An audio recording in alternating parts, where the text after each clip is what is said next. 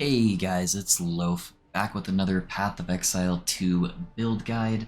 This will be an update to my Mad Lightning Stormweaver build. I've made it to endgame now, cleared out the T16 maps, and started working on some bosses. And so I wanted to give an update to that, as well as kind of publish all of the in-depth written guides for you, so you have a little bit more resource to help you out with any questions you may have. So in the video description, I'm going to have 3 separate build planners from Mobalytics. I'm going to have a early game campaign leveling planner to kind of walk you through that process and how to level as a lightning sorcerer.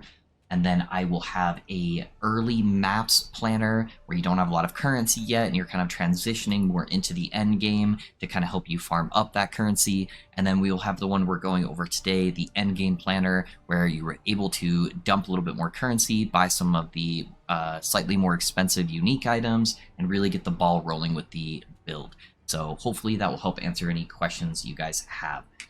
As far as this build goes for the endgame version, just to let you know what is required, I am using a Call of the Brotherhood ring, which is going to give us our lightning conversion to cold damage, which at the time of the video is about 10 exalts.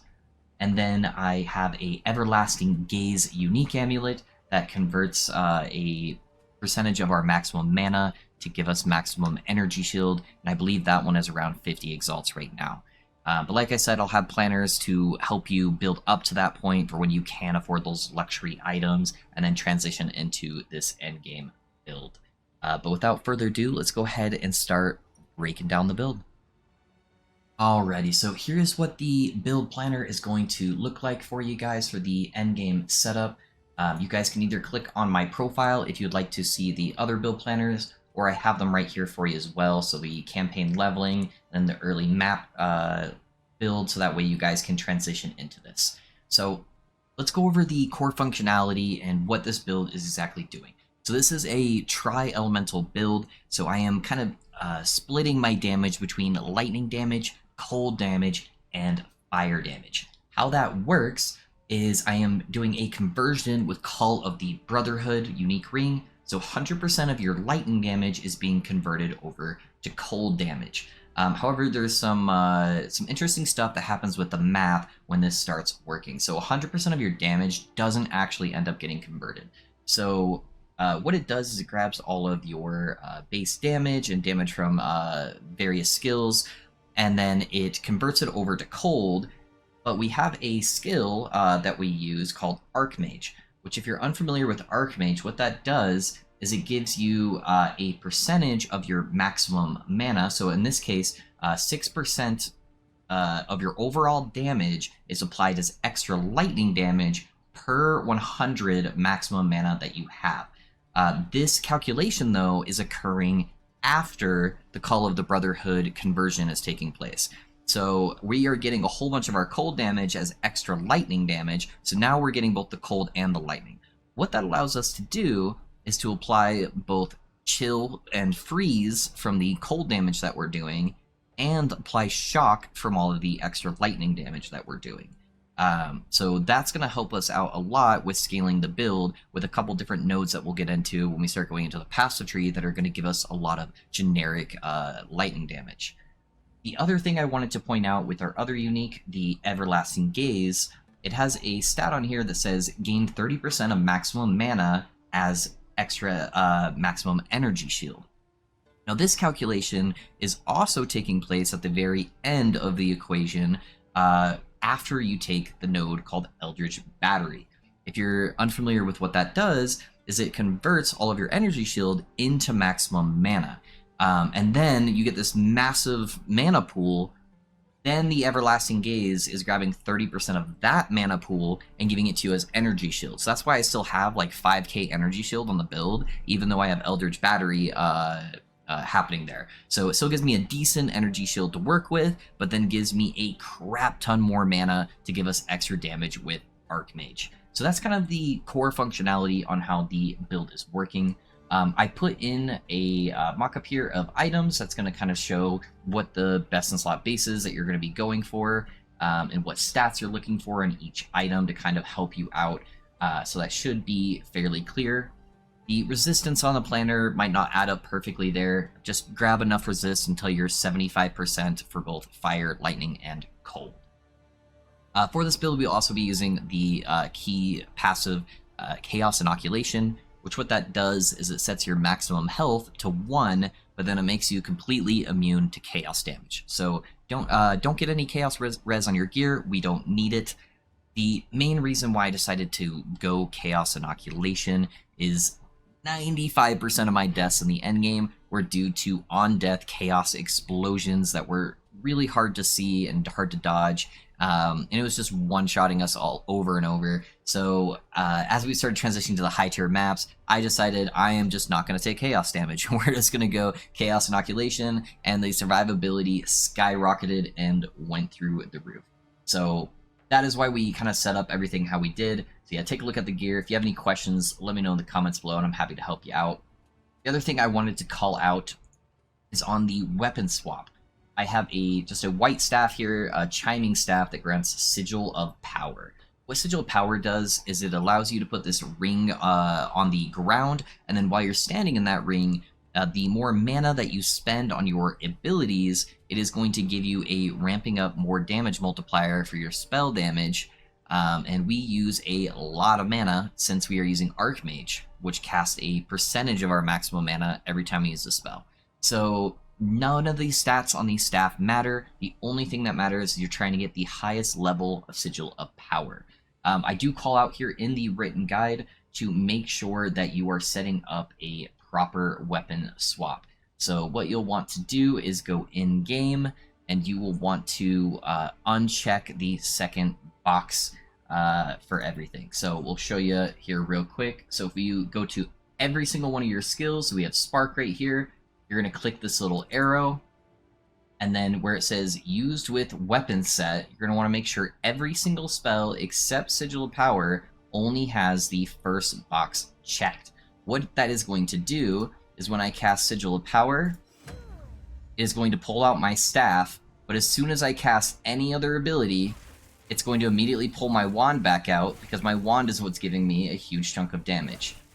So that way I can still use Sigil of Power, but it's not affecting any of my other spells. And this is going to give us massive DPS for bossing. Okay, so next up I want to go over the skills and kind of show what the build is doing here under the hood. So our main DPS skill is going to be Spark. What that does is it launches out a bunch of little lightning projectiles that kind of zigzag all over the place, bouncing off walls and hitting enemies. Now, most of the support gems that we're using are going to be utility for Spark. Spark has a really cool core functionality where it can kind of hit multiple enemies multiple times, and so there's a few things we can do to really ramp that damage up and fill the entire room with sparks. So the all of the skill gems for the planner, they're going to be going from left to right as far as importance. So if you obviously don't have a 6th link ready to go yet for your spark, that is okay. Just use the first couple gems until you get to that point. So the most important skill gem that we're going to have is Pierce. This is going to allow those lightning projectiles to go through the enemy without consuming the projectile, meaning it can hit the enemy multiple times. Next up, we're going to be using Acceleration. What that will do is give us 40% more projectile speed for those lightning projectiles. The projectiles have a certain duration in which they can last out in the world, and if you're making them go faster, it means they can hit the same enemy more times during that duration. Speaking with the duration, the next skill gem will be Persistence. This is going to increase Spark's duration by an additional 40%, which will be really massive, just again going for that shotgunning, hitting them as many times as possible. Next up will be Wild Shard. So you have a 20% chance that when you cast Spark, it's going to fire an additional 8 projectiles, just giving us more hits. And then lastly will be Rising Tempest. We're going to get 12% more elemental damage for each skill used recently of a different elemental type. We are a tri-elemental build. We're going to be casting constantly lightning, fire, and cold spells, so that is going to give us a very big multiplier. Next up is Frostwall. So Frost Wall is a really cool ability. It creates this giant ice wall in front of you, and enemies are not able to pass through that ice wall. So it's really good as a defensive utility. However, it's got a really cool offensive ability as well. So that ice wall, while it looks like one solid wall, it is actually a whole bunch of these like ice spire things that all have a certain health pool. And when those ice spires take a certain amount of damage and their health pool depletes, they explode doing cold damage, and then they also have one of the best freeze multipliers in the game to freeze enemies. So what we are going to do is when we're filling up the entire room full of sparks, the moment we put down a frost wall, it almost instantly detonates because there's already so much damage floating around the room from the sparks. So for the first skill gem, we're going to use Icicle. This is going to make all of those little spires have 50% less life, so they're easier to detonate. Next up, we're going to use Spell Cascade, which what this does is instead of casting one frost wall, it's actually going to cast 3 ice walls that are all kind of side by side from each other. Next, we'll be using Magnified Effect. This is going to make the explosions on the ice wall 40% larger to make it easier, especially to shotgun bosses. So when you drop a frost wall on top of them, they're going to get hit by every single ice wall. Next will be Deep Freeze to give them 50% increased freeze duration on enemies. This is really big. Most of the time on bosses, I can kill them in a single freeze. So just trying to build that freeze up faster so we can get the full damage setup is really, really nice. And then finally, we have Glaciation, which is going to give us 50% more freeze buildup for Frostwall. So Frostwall, especially on normal or rare monsters, is basically an instant freeze for them. And then after casting a couple on any unique boss, that will typically be enough to freeze them as well.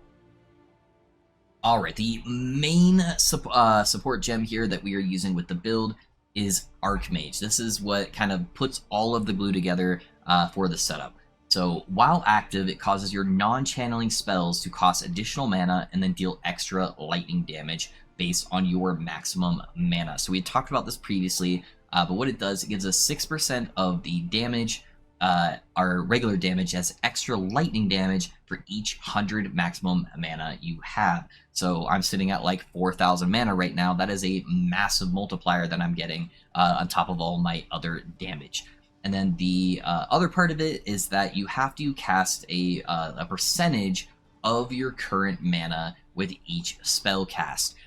So it makes the regen kind of hard, but we will go into, when we get to the passive tree, we'll go into how we are completely solving that once we get to a certain mana pool. And then I support this with Lightning Mastery. It gives it +1 to level of lightning skills. This doesn't add any extra spirit cost for us to reserve, but it does give us extra damage with it, with getting that extra level. Next up, we have Mana Tempest. So what this does is it creates a storm around you right at your feet, and while you're inside of that storm, your lightning projectiles are going to fork. What that means is when your spark hits an enemy, it is going to shoot out a couple more sparks behind that enemy that are going to zip around and start doing damage and can hit the same target there multiple times. Those projectiles are going to do slightly less damage, but that doesn't really matter. You're just getting so many extra projectiles from this. It's really great for clear and for single target. And then the downside of doing Mana Tempest is while you are in the Mana Tempest, you are getting a ramping mana cost for all of your abilities. So typically, if you are struggling with damage, especially early on in the campaign, what you're going to want to do is just cast this down, cast like 2 or 3 sparks, and then move out of the little circle so that way you're not getting the extra mana cost. If you do that, it's really not going to add hardly any mana cost. However, late game, what I do is I do a big setup, I freeze a unique boss, and then I cast Mana Tempest right at his feet, and I just unload my entire mana pool, and that's normally enough to kill him right out the gate there. Alright, next up we have Voltaic Mark. What this does is it marks an enemy. It's kind of like a curse, and it makes them have 30% increased effect of shock on top of them. Now, I only use this exclusively on unique monsters. I don't want to click a bunch of buttons when I'm going through maps, so this rarely ever gets used. The same thing applies for me for Mana Tempest. I have enough damage where I don't really cast hardly any of these other abilities, except on unique bosses, just so I can kill them in kind of one big phase, one big burst setup, and then I don't have to do any mechanics because mechanics suck. And then next up, we have the Sigil of Power. We already went over that. This is on our weapon swap. So again, just puts a sigil on the ground. While you are standing in that sigil and spending mana, it's going to build up stages up to a maximum of 4. And then you get a 14% more spell damage per stage. So 14 times 4, up to 12 seconds, basically. The support gem I have in here is Ingenuity. That will give us a 30% cooldown recovery rate. That way I can use it multiple times on a big boss if I need to, without having to wait for a long cooldown. Next we have Flame Wall. This is kind of the thing you're seeing every single Spark build use. What it does is it puts this wall of fire in front of you, and then any projectiles that pass through it are going to get a whole bunch of added flat damage as fire damage. So this is where the fire damage of our build comes into play. The reason why this is so big is there's a bunch of flat damage available for attack builds for all of your rangers and all of your melee guys, but there's really not a lot of flat damage for spells. Typically the only place you get that is by getting levels to your skills, and this is one way that we can get a crap ton of extra flat damage for basically free.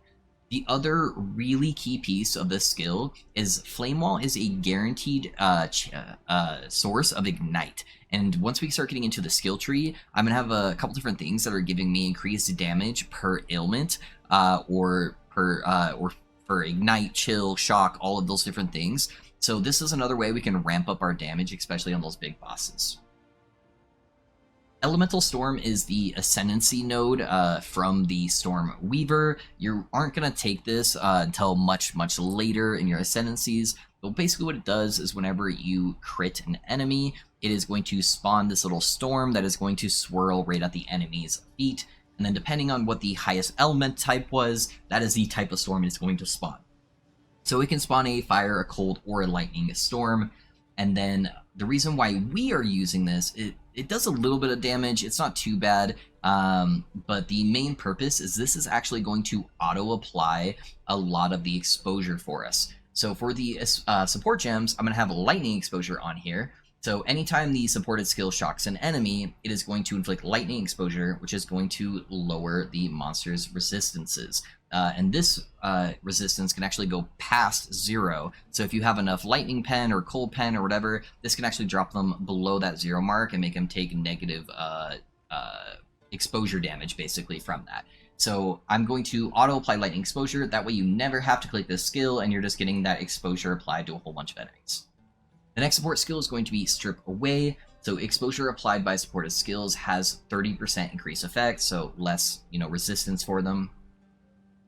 Next we'll be putting in Controlled Destruction. So this skill by default cannot crit, and what Controlled Destruction does is it gives you 30% more damage for the skill. However, it makes it so they can't crit, which doesn't matter anyways since it already can't crit. And then lastly, we'll be using Conduction. This will just give it a higher shock chance, so that way it's easier for it to apply the lightning exposure since we don't have a bunch of damage supports on the gem right now. We only have Controlled Destruction, so I'll just make it a little bit more consistent with applying those shocks for us. The very last skill I only really use on bosses. It's Frost Bomb. Frost Bomb is just this pulsing frost orb that goes on the ground. After a couple pulses, it explodes, and then it applies cold exposure on hit. Just because we are doing a lot of cold damage as well as lightning damage, this will be an easy way for us to get a little bit more damage ramp up on bosses. It will also be a nice little way that you can freeze enemies or build up that freeze build up. As far as the support gems, I'm using Fast Forward. This makes the skill have 30% less skill effect duration. I'm basically just trying to get the explosion from Frost Bomb to happen faster, because otherwise it takes like 3 or 4 seconds for it to go off. This will give us 30% less skill effect duration, which is really nice. Then we'll be using Spell Echo. So this will give it an extra cast of Frost Bomb. So we're getting 2 Frost Bombs just to make it a little bit easier to get that freeze build up, get a little bit of extra damage out of there. And then we'll be using Swift Affliction for the additional 20% less duration of supported skills. So just getting that application going a lot faster for it. And then that's going to wrap up all of the skills. I put some notes in here, just kind of going over how everything is functioning and how to read this and set this up. So let me know if you guys have any questions in the comments below. Alrighty guys, next up I want to get into the passive tree. I know this is the scariest part for a lot of the new players who aren't used to Path of Exile, so I want to kind of help break this down, make it a little bit easier for you, and kind of show you why I'm taking certain nodes. I did leave a whole bunch of notes here for you to kind of explain a lot of the questions that people will typically have when playing the build, so reference these if you need any reminders, or feel free to ask me if you have any additional questions. The first thing I did want to go over that it's stating right here, this is not a leveling guide. This version of the build is assuming that you are around level 70 before you're swapping over to this. I will have links in the video description for leveling guides and early map guides until you can transition into this build. So just keep that in mind. Try to be at least like around level 70 before you make this big swap into this. But let's go ahead and blow up the tree here. Sometimes you need to refresh it if it's not working. There we go. So key nodes here, you're going to take all of these nodes here at the very beginning on your route going upwards. You can save these nodes over here until later, but the big thing that you are going to want to rush to is you're going to want to make sure that you are grabbing preservation. That is going to give us 25% increased skill effect duration to make those sparks last longer. And turn the clock forward. So 20% increase projectile speed for spell skills. Again, just making those sparks hit more enemies. The next really big node while we are up here is going to be Chaos Inoculation. So again, what Chaos Inoculation does is it makes your maximum life pool 1, and then it makes it so you are completely immune to chaos damage. So a really important node for how our build functions, since we aren't stacking any chaos resistance, and it's going to just make us immune to all those on-death explosions that are constantly killing everybody. So make sure you grab those 3 nodes, depending on what level you are, just make sure you grab those ones. The next big points here that we're going to want to grab is you're going to want to make your way over to Arcane Intensity. What this is going to do is give you 3% increase spell damage per maximum mana, 100 maximum mana. We're already stacking a bunch of maximum mana, so that's just a whole bunch of free spell damage. And then right next to here, we have Eldritch Battery. What that is going to do, like I was kind of explaining earlier, is it's going to grab 100% of your energy shield, and it's going to give it to you as extra maximum mana. But because we have the amulet that we are using, the unique amulet, it is still going to give us a bunch of our maximum mana as maximum energy shield. So we get about 30% of our maximum mana as additional maximum energy shield. So we still actually have energy shield available to protect us and just give us a larger mana pool to do more damage. So really cool kind of combo there with that. Next up, if you have already taken the first 2 Ascendancy nodes, which at this point you should have, the first one is going to be giving you Arcane Surge. What Arcane Surge does is it gives you cast speed, and then it gives you mana regen. Most other classes that want to take advantage of that, they have to spend 100% of their mana pool and have a support gem that gives them Arcane Surge in order to proc that. We just get it for free 100% of the time. And then the best node by far that Stormweaver gets is Force of Will, where you get 1% increased effect of your Arcane Surge on you per 15 maximum mana. So even though we have Archmage, which makes our spell casts go off of percentage of our maximum mana pool, this way, if we are stacking a large maximum mana pool, we're getting so much extra mana regen as a more multiplier that it kind of helps offset that percentage mana. So that's why the more mana pool that we have, it's a lot more doable, even though it's still casting off that percentage. So after you've gotten the second Ascendancy point, you want to beeline it over here to the side and get Touch the Arcane. That's going to give you another 40% increase effect of your Arcane Surge, as well as these 2 nodes here are going to give you an additional 15%. So those are by far the highest priority nodes. Make sure you're going up here, grabbing these guys, grab your Chaos Inoculation, grab your Eldritch Battery, and then go over here and grab the Touch of the Arcane. Now, the rest of the nodes are going to kind of depend on where your current gear level is. If you are really struggling in the defensive department and you need some extra energy shield to work with, you feel like you're really squishy, then what you're going to want to do is go over here, you're going to grab Calibration. That's going to give you a whole bunch of extra energy shields, that's an extra 30%, as well as 4% increased maximum mana. Like we're saying, the more mana you have, the more energy shield you have, so kind of a double whammy there. The other really big node that you're already right next to is you're going to want to grab a Patient Barrier for that 60% increased maximum energy. So that's really big. And then while you're here, you might as well grab that 25 Intelligence node, as Intelligence does give you maximum mana.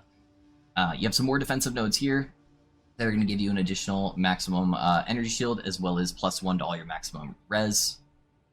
And then this node is really big because it gives you 20% of your maximum energy shield as additional stun threshold. Stun threshold is normally applied on your health pool, but because we only have 1 health, it's important that we grab a couple nodes that are going to give us that extra stun threshold. On top of that, it's also giving us 3% increased mana and energy shield, which is really nice. The other defensive node that we have is down here, Insightfulness. Give us 6% increased intelligence, which is going to give us a lot more mana, and then giving us that 18% maximum energy shield. The other defensive nodes that we are going to have is right here. We get an extra 20% increased freeze buildup. And also it works as a kind of a hybrid where it's giving us a little bit of damage against frozen enemies as well. If stuff is frozen, it cannot hurt us. So freeze is a really, really big defensive layer. We can also get additional freeze buildup over here by taking these nodes right here. As well as this also gives us 25% of our cold damage as extra fire damage. So those are some cool nodes that'll give you both defense and offense. But if defense really isn't a problem for you, the nodes I would recommend going for first as far as damage, I would recommend grabbing the nodes over here for all natural for the 30% elemental damage, so applying to all 3 elements that we're doing, as well as giving you a little bit of Ellie res. And then this node here, 40% increased elemental damage if you've crit recently. A lot of people were confused in my Twitch chat when I was going over this node, like, hey, you're not taking a lot of crit nodes, why are you taking this? Doesn't make sense. When you have the screen filled with 100 different projectiles that are constantly hitting the enemy multiple times, you're going to hit crits actually really often. They might not be very big crits because we're not scaling crit multiplier, but it's enough to proc this where we are going to get that extra 40% increased elemental damage. As well as these small nodes are all going to give us 3% cast speed, which is really, really nice. So I highly recommend taking this little cluster here. And then the other really, really big one is this cluster over here. So what this is going to do is these all are going to do a very similar thing. So we're going to get 30% increased elemental damage for different ailments. So this one is if we've chilled an enemy recently, which is going to be all the time. If we've shocked an enemy recently, all the time. And if we've ignited an enemy recently, which anytime we hit anything with Flame Wall, it's going to ignite an enemy. This is like a free 90% increased elemental damage little cluster here for not very much travel points. The next one I want to call out is over here. Our Chronomancery, so that's going to give us an extra 20% increased skill effect duration, just making those sparks last longer so they can hit more nodes. The last one I don't think I've called out is over here in Drenched. It's just going to give us extra shock chance, as well as 5% of our lightning damage as extra cold damage. Since we're doing so much of all 3 elements, these are really big multipliers to help bump that damage up a lot. The other damage node I didn't call out was Heavy Frost. So hits ignore elemental resistance from frozen enemies. I think it actually gives you 10% freeze buildup. I think that's a typo that it says 1. But yeah, we don't have any really Ellie Pen on our tree because Ellie Pen honestly feels really weak in this game. The exposure feels really nice, but the penetration just didn't feel good. I've spent millions of gold respeccing different nodes and trying out different combos. I've tried taking all the Ellie Pen nodes up here and grabbing the 2% increased lightning damage per intelligence and all of that, and none of it really felt like it was making that big of an impact. This one is just giving us 100% pen towards that elemental resistance for all 3 resistances, the fire, cold, and lightning, at the same time when enemies are frozen, which is basically any time I hit Frostwall. So just getting those big damage windows whenever you freeze enemies is really nice, and then applying that exposure on top of it to make them go into negative resistance.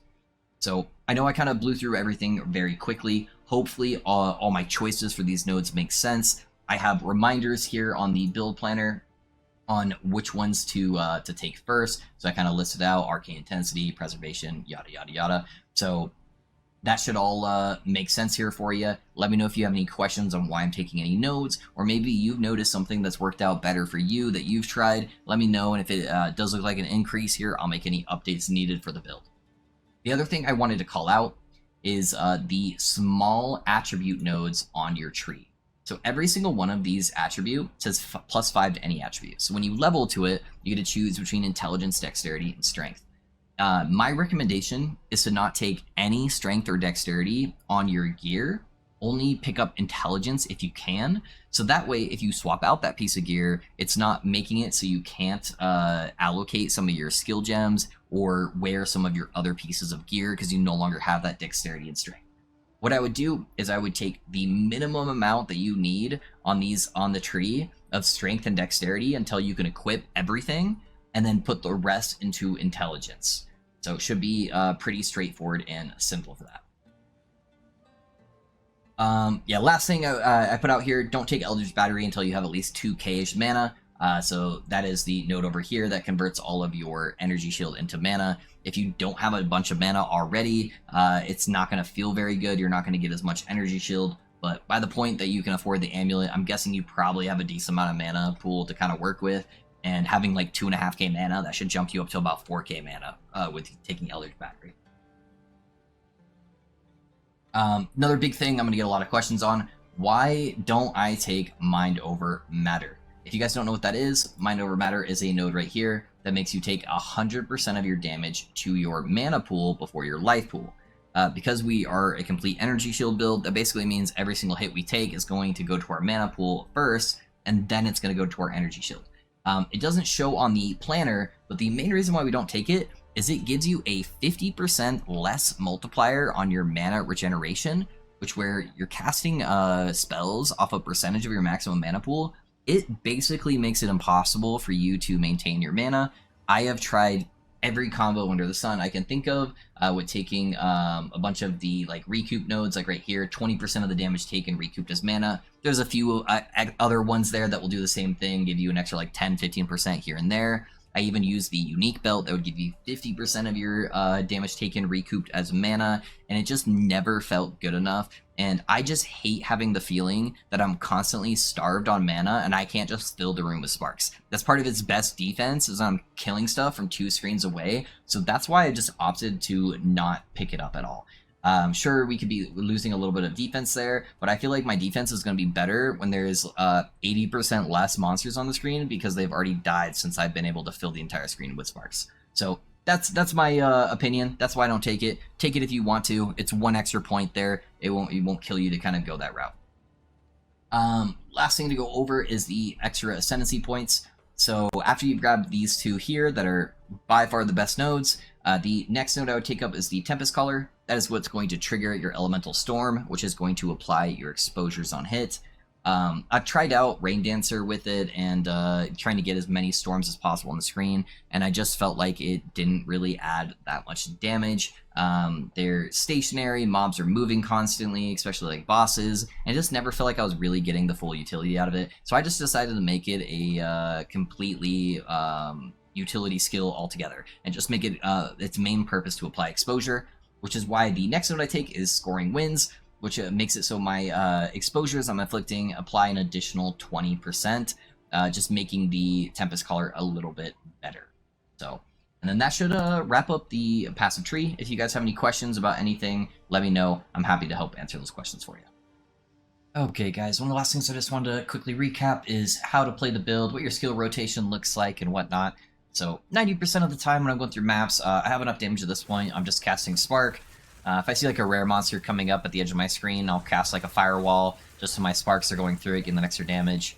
And if they're getting a little too close to me, then I'll just drop a Frost Wall, it'll detonate on them, and then they will freeze. When it comes to boss, typically if you're at like the edge of the room, you can see the boss and he won't actually be aggroed yet. So I'll typically take that time to fill up the room with sparks so they're already ready to go. And then normally when you go within range of them, they're going to have like a 3 to 4 second delay before they actually become targetable. So I'll just walk up, put a flame wall directly on top of them, place down my Sigil of Power, and then right before they become targetable, I'll drop a Frost Bomb on top of them, put a mark on them, cast my Mana Tempest, and then just start spamming them with Frost Walls, which should all instant detonate from all the sparks on the ground. And that's kind of how I do my big boss burst window. They should immediately freeze most of the time, unless you're going like against like a pinnacle boss, and it might take a little bit more Frost Walls to freeze them, in which case you can just keep DPSing, throwing sparks into them. So that's kind of the skill rotation. That's how you play the build. Hopefully I went over everything enough in detail that you don't have too many questions, but if you do, please let me know in the comments below, or feel free to come check me out on Twitch. I try to stream at least like 5-6 days a week for typically around like 6 hours at a time. So drop by the Twitch channel. It should be in the video description below at twitch.tv/pinchingloaf, or you can see it posted on the build guide itself towards the top. So I'd be happy to see you guys there. Or if you want to get a sneak peek on kind of what I'm cooking up next, I'll probably start playing a new character here pretty soon. Most people were just going through the campaign, trying all the new characters. I tried to really push hard into endgame, see what the game had to offer, and then make a little bit of currency before I started my next character. So I've already started theory crafting, so we'll have to see what I end up with here and what I start leveling coming into the next week. So I appreciate everyone watching the video all the way to the end. If you guys haven't already, consider giving me a subscription there on YouTube. Subscribe to the channel, that way you guys can get updates on more builds, and maybe drop a follow over at the Twitch page if you guys want to watch me live. Alrighty, love all of you. Bye-bye-bye.